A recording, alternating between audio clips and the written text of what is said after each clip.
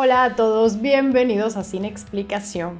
Pulp Fiction es una de esas películas que cada vez que la veo me la paso bien sin importar cuántas veces la haya visto ya. Su combinación de humor negro, situaciones inverosímiles y violencia extrema siempre me ha parecido fascinante.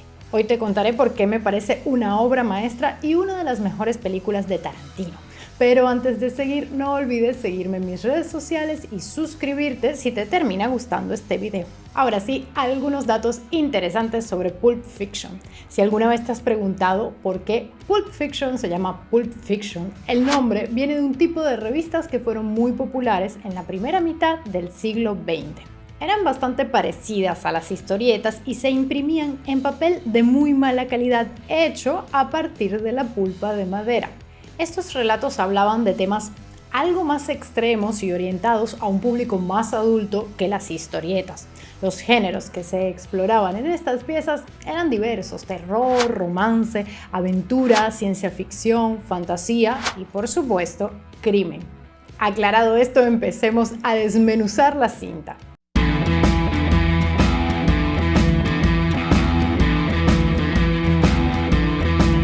En 1994, Tarantino volvía a las salas de cine después de su ópera prima Reservoir Dogs.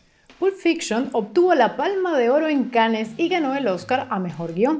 Pero en realidad, más allá de los premios que consiguió, el impacto que tuvo en su momento fue de gran importancia, no solo para la carrera de Tarantino y el elenco de la peli, sino que la cinta además se convirtió rápidamente en un ícono de la cultura pop de los años 90. Al pensar en Pulp Fiction, casi todos podremos citar con facilidad alguna escena icónica, como la del baile entre Vincent Vega y Mia Wallace, la de Jules poseído por la furia divina mientras recita un pasaje de la Biblia antes de coser a balazos a Brett, o la historia de cómo llegó a manos de Butch el reloj de su padre. Vamos, que hay pocas películas que tengan tantos momentos icónicos. Y todo esto se lo debemos al talento de Tarantino como escritor y también a Roger Avary, quien coescribió el guión, claro está. Esto, para mí, es lo que hace de esta película una obra maestra. Y ojo que la historia, o las historias en sí, no van de mucho. Aquí no hay grandes reflexiones filosóficas. Los personajes tienen propósitos totalmente anodinos y en general bastante cuestionables, y no hay un mensaje claro. Cualquier otro escritor o director no le habría sacado tanto brillo a esta idea. Pero Tarantino y compañía tenían varios ases bajo la manga. El primero, subvertir el orden cronológico de la historia. Hoy en día estamos más que acostumbrados a ver en el cine y la televisión historias que alteran su propio orden cronológico y nos parece lo más normal del mundo. Pero recordemos que esto no era muy común en los años 90.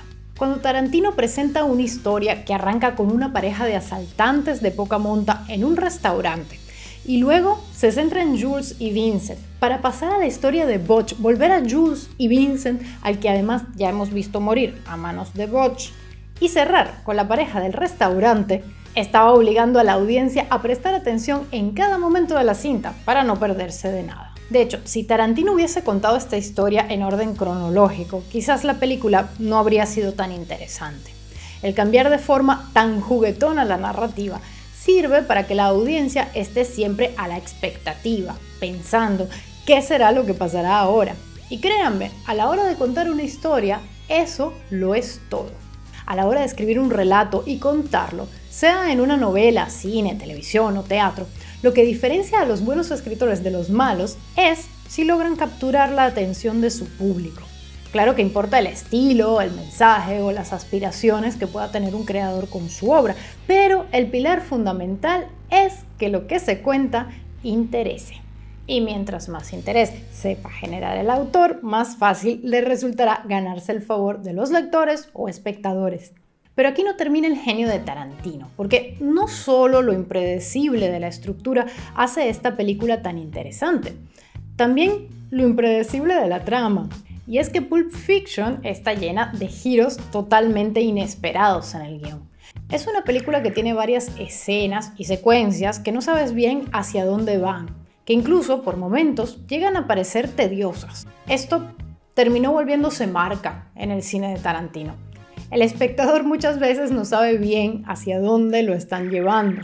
Cuando empieza Pulp Fiction, sabes que va sobre crímenes y poco más. ¿De qué va? de una pareja de asaltantes estilo Bonnie y Clyde de pacotilla. Luego ves dos matones hablando de hamburguesas europeas y masajes de pies. Para el que no es fan de Tarantino, ni siquiera sus ingeniosos diálogos lo sacan de ese estado de nervios de no saber de qué está hablando el tipo. Y de repente, ¡bam!, ocurre algo que absolutamente nadie se espera. En Pulp Fiction, algunos de los mejores giros se dan en la subtrama de Butch, en la que Tarantino nos lo muestra topándose con Vincent en su casa y matándolo, luego con Marcellus, al que atropella.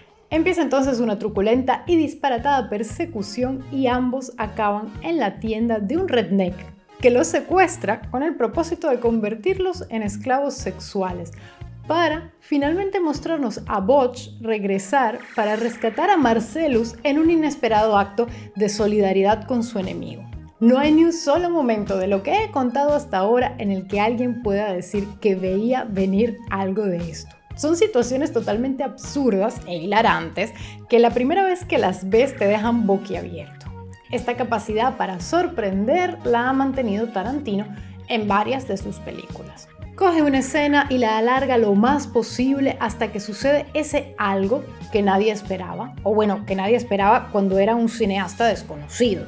En películas como Los Odiosos 8 o Érase una vez en Hollywood, llevó esta idea al extremo y no es hasta el final de ambas cintas que vemos esas explosiones de violencia a las que nos ha acostumbrado. O sea, ya la gente sabe que el director va a dar un cambio de marcha repentino en cualquier momento, solo se pregunta cómo lo va a hacer. Sin embargo, en 1994, siendo un director poco conocido, las sorpresas fueron mayúsculas. Por cierto, al igual que Butch, Vincent y Jules también viven momentos absurdos, siendo el primero cuando salen ilesos de una ráfaga de tiros disparados prácticamente a quemarropa, y el segundo cuando Vincent asesina accidentalmente a Marvin.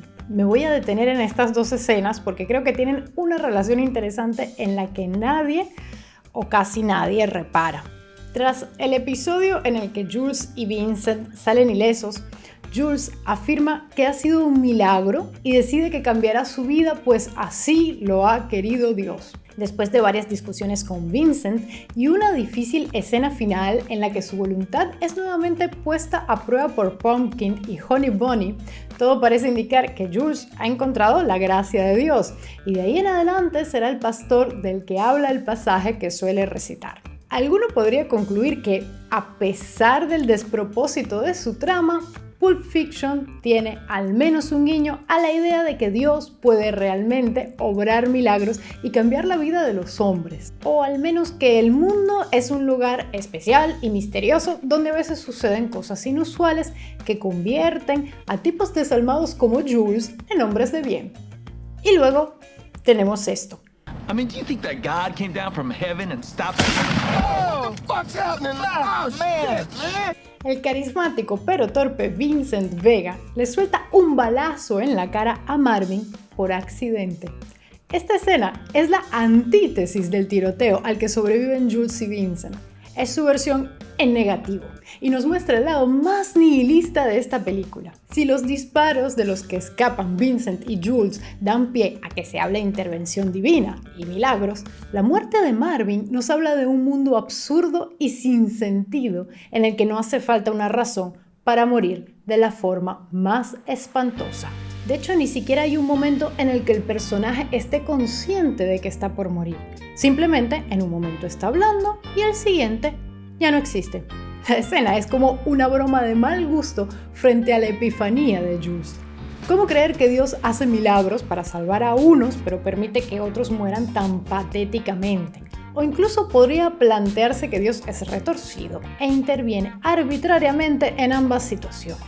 Y de hecho, si lo analizamos con cuidado, Tarantino vendría a ser ese Dios arbitrario y malévolo que salva a Jules, pero luego se burla de él con la muerte de Marvin. Por supuesto, no podemos olvidar que no solo la capacidad para el relato hicieron de esta película un hito del cine. El elenco, compuesto por dos actores que entonces estaban venidos a menos, John Travolta y Bruce Willis, y los menos conocidos entonces, Uma Thurman y Samuel L. Jackson, no despertaban mucho entusiasmo entre los productores de la cinta.